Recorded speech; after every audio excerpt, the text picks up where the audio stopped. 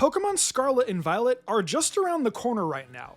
And as we know, I'm sure everyone is getting a general idea of what Pokemon they want to use. Last week, I discussed the 10 Pokemon I want to use in Scarlet and Violet. This week, I'm discussing the opposite with the top 10 Pokemon I really don't want to use in Scarlet and Violet. Now, before diving into this, there are only a few Pokemon on this list I don't like. Honestly, most of these choices are here simply due to the fact that I've used them multiple times, and I'm simply just not interested in using these mons again anytime soon. I mean, think about it. I release a lot of team videos, and I've used some of these mons on team videos prior. So I want to try and keep my Scarlet and Violet team unique and interesting without any repeats.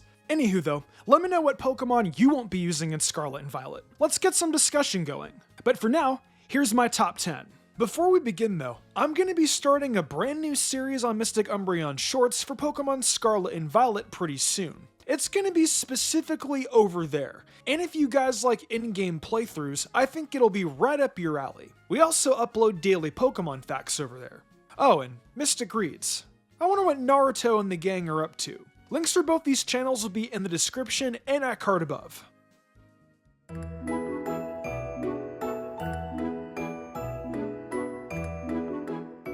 Okay, let's just get this out of the way.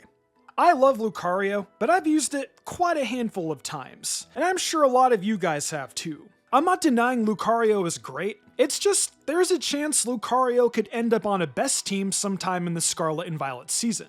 So before I use Lucario on a personal team, it's going to wind up on a best team for Scarlet and Violet. If anything, there are going to be plenty of opportunities for Lucario to shine on the channel this season, so prepare to see it at least at one point. Whether it be on a list or a team, Lucario will more than likely show up. Plus, you guys in the comment section love Lucario, so it's going to be getting plenty of attention, just not on my own personal team.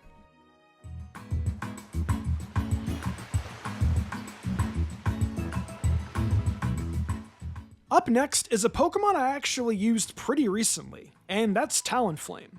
Now, this may not come as recently for some people, but the last time I used Talonflame was actually for Ultra Sun and Moon, and that's because I wanted something for Totem Lurantis. That Kecleon gave me a very hard time though with Ancient Power, and it actually wound up knocking out my Fletchinder, where I had to use a few revives to win. Regardless of my Grand Alolan experience though, Scarlet and Violet already have a Fire-type mon I will be choosing. If you guys saw last week's video, you have a pretty good idea of what I will be choosing. It's really funny because it's also a Fire Flying type that's actually worse than Talonflame. But it's the personal aspect that counts in this case.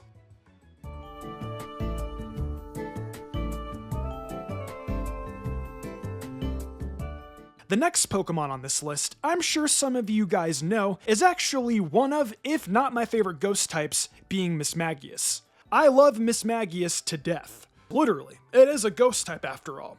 Which, by the way, happy late Halloween. Today's the 30th when I'm writing this, but happy Halloween to every one of you. Now, I've used Miss Magis quite a few times in the past year. One in a playthrough of Shining Pearl, and another with my Soul Silver team.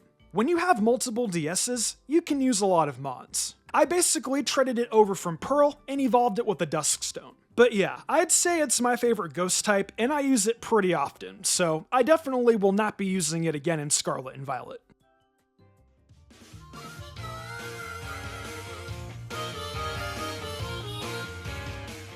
Starting the list with brand new Pokemon, we have Cyclizar. Now, the reasoning as to why I don't want to primarily use it is because we are already going to be seeing it enough as being ridden on by practically everybody. I think it's a great gimmick, and for what it's worth, it's pretty neat to see Cyclizar bike gangs. The Bridge Bike Gang from the original anime series needs to switch to Cyclizar's ASAP.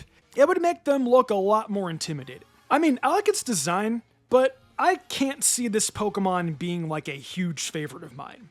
It is a dragon type though, so I wonder if it's gonna be Gen 9 Pseudo. If it is, I'm sure it'll have its competitive usages. And if that's the case, I'm sure it could find its way on a top 10 list or a best team pretty easily. Also, I'm not sure if we as players will even be able to ride Cyclizar in the first place. From what's been shown so far, we've only seen footage of riding on Miraidon and Koraidon, but if we get access to Cyclizar too, that will make it even less appealing for me to want to use it on the team. Bottom line, being a ride Pokemon and seeing it all the time just makes me not want to use it. Can anyone else relate to this reasoning? You guys let me know down below.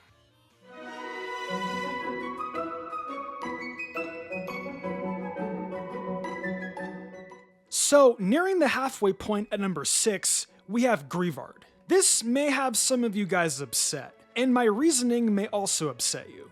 But I'm starting to see Snom syndrome in this. What is Snom syndrome, you may ask?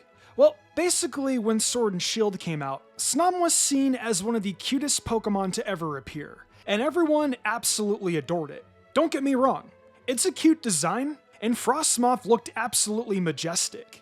But it wasn't all that great for in-game playthroughs or for competitive in that regard.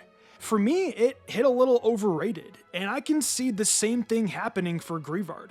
I know it sounds silly, but on the surface, it looks cute and adorable. I just have the feeling for an in-game playthrough and other usages of it, it's going to be overhyped. We haven't received the evolution of it yet. That is if we even get one. But regardless, I just see it getting overhyped and it not being very good. Do I appreciate its adorableness and design? Absolutely.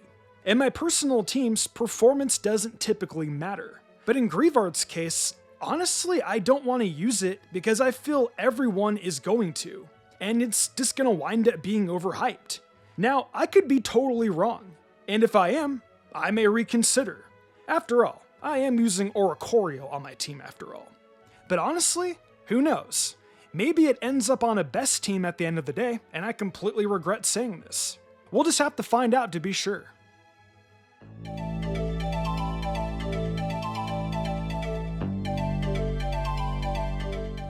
Alrighty, I am going to just outright say it.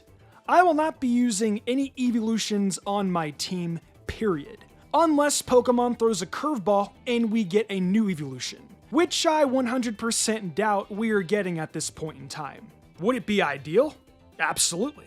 But I just don't see it happening. I've used an evolution in almost every generation of Pokemon I have played and replayed. And even though I am a connoisseur of this majestic evolution line, I've used them way too many times, and I want some diversity mixed in with my team. All the evolutions are precious in their own way, and I'm sure a very large amount of you guys will also agree with me. I know very few people who dislike the evolutions, as they're very popular and used pretty often for competitive usage or in-game.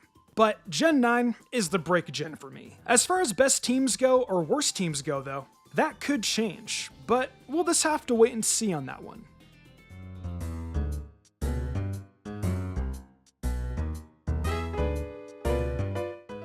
Next up on the list is Crabominable's Paldean brother, Cloth.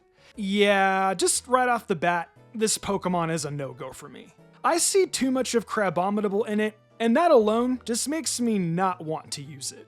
I can honestly say for sure though, this Mon will be on a worse team at some point later on down the line, so we can have our fun with it when that time comes.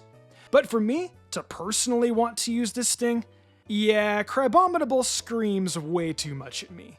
Cloth's claws are apparently cooking ingredients though, so I wonder how that would end up tasting. Maybe we can mix those in with some Tauros beef stew.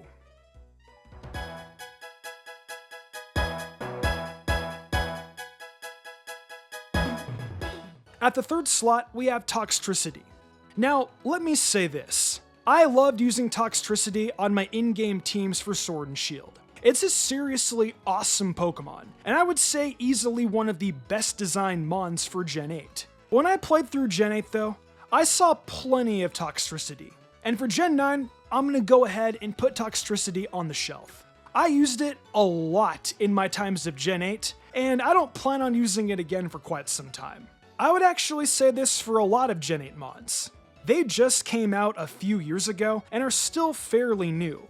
But Gen 9 is out, and I just want to use newer Mons in that gen rather than use Mons from the last gen. As much as I love Hatterene and Hatenna, I feel the same way about them. So I guess this entry would be for any Gen 8 Mons if anything. Sword and Shield had a roster of some completely new and badass mons, and I don't regret using any of them. But we're in a new gen now, and I want some new and unique mons for my team roster.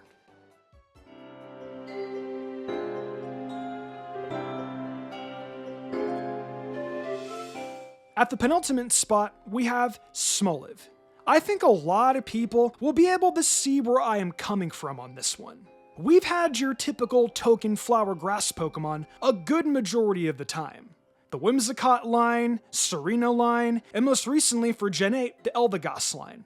What's going to be so different about Smallev that isn't different about any of these other typical flower bud Pokemon? Don't get me wrong. On the competitive front, there are certainly some that perform better than others, of course. But every gen, we get a new one, and Smallev just seems like another repeat concept that's been done before. A bud that evolves into a flower. The concept is neat, but it's been done a lot. That's no shade thrown at great mons like Roserade and Whimsicott, but to me, I'm just done and bored with that concept. Unless it evolves into something totally spectacular that will blow my mind. But I doubt that could happen.